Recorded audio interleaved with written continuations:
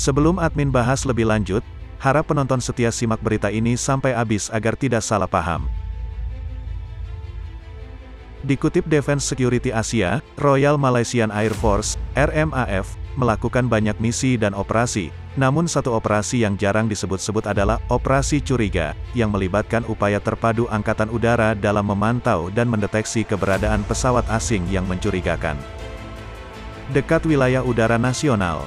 Di Operasi Curiga, RMAF telah menggunakan radar jarak jauh, kata Menteri Pertahanan di Parlemen baru tentang tindakan yang diambil oleh pemerintah dalam menghadapi serbuan kapal dan pesawat militer China pada tanggal tersebut.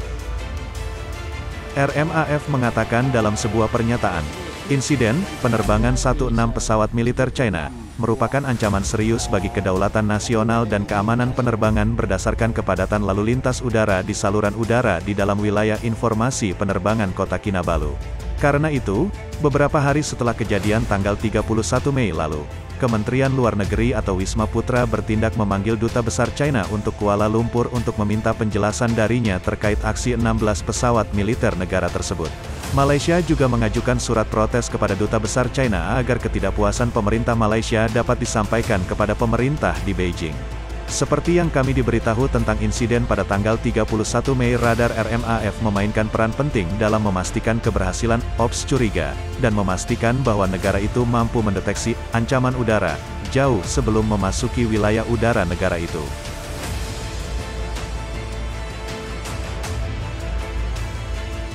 Karena itu, kami informasikan bahwa Kementerian Pertahanan sedang dalam proses memperoleh lebih banyak radar jarak jauh untuk memastikan bahwa kemampuan kami untuk memantau wilayah udara negara selalu pada tingkat tertinggi. Paket dalam kontrak pemerintah AS kepada Lockheed Martin termasuk suku cadang dan pelatihan bagi anggota RMAF yang akan menanganinya. Mengenai jenis radar jarak jauh yang akan dipasok ke Malaysia kemungkinan besar adalah jenis TPS-77, karena merupakan produk produksi Lockheed Martin. Cakupan radar AN-TPS-77 ini sekitar 470 km atau 250 nautical miles, dan merupakan radar bergerak yang dapat disebarkan ke daerah lain baik menggunakan pesawat Hercules C-130, truk maupun kereta api. Kembali ke Ops Curiga, itu juga melibatkan operasi intersepsi atau kontak visual atau radio dengan pesawat tak dikenal.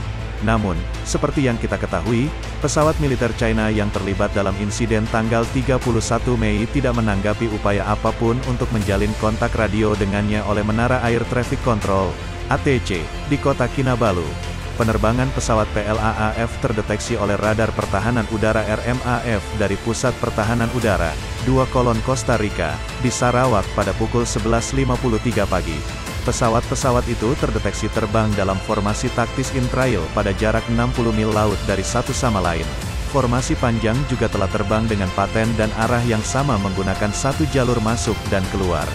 Mereka kemudian diketahui telah mengubah arah penerbangan di wilayah udara Beting-Pating di Ali yang penting bagi negara tersebut. Demikian keterangan RMAF pada tanggal 1 Juni lalu. RMAF mengatakan pesawat Angkatan Udara China terdeteksi terbang di ketinggian antara 23.000 kaki hingga 27.000 kaki dengan kecepatan 290 knot melalui FIR Singapura sebelum memasuki wilayah udara ZMM, KKFIR, kemudian terbang menuju 60 mil laut lepas pantai Provinsi Sarawak yang dikhawatirkan mengancam kedaulatan negara.